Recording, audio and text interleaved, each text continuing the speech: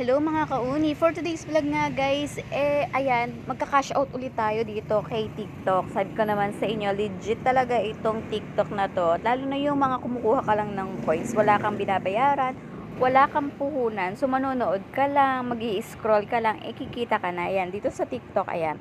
Punta tayo dito sa ating profile. Ay makikita nyo pag nag-check-in ka. Ito yung coins na nakikita nyo sa taas guys. Click nyo yan. Maraming beses na ako nakapag-cash out dito. Pero hindi naman malalaki. Pero kahit na, naipon ko naman yun. Sobrang ano na rin, nakakatulong din. Ayan, nakikita nyo yan. Yung mag-daily check-in ka lang dyan. Kung ayaw mong manood, pwede rin. Kung gusto mo lang mag-scroll, pwede rin guys. So, ayan. Yan gagamitin mo yung mga...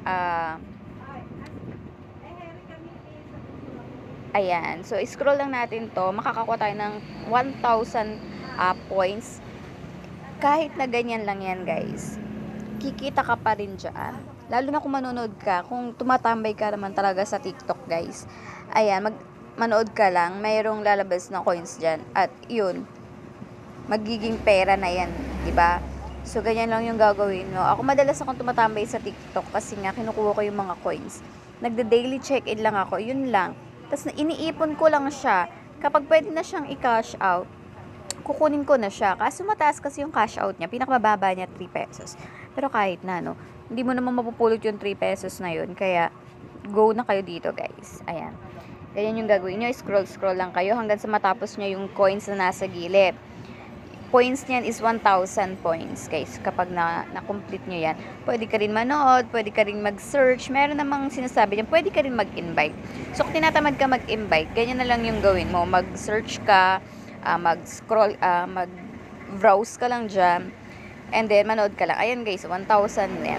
So nakikita nyo dyan, papakita ko sa inyo kung paano mag-cash out.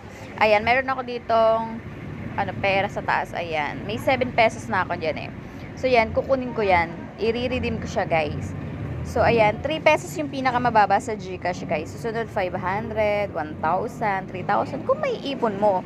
So, ako kasi gusto ko kasi gagamitin ko siya pambili ng star. So, kulang kasi nasa GCash ko. So, ganyan lang yung gagawin nyo, di ba? At saglit na saglit lang yan papasok yan sa account nyo. Kasi magdo-notify naman yan kung na-receive mo na or magte-text siya sa'yo. Ayan guys, di ba? Ganun lang kasimple. Meron ka ng 3 pesos. So, di ba? Kung ako sa inyo guys at kung tumatambay kayo sa inyong TikTok, gawin nyo na tong ginagawa ko. Yun lang. Thank you for watching.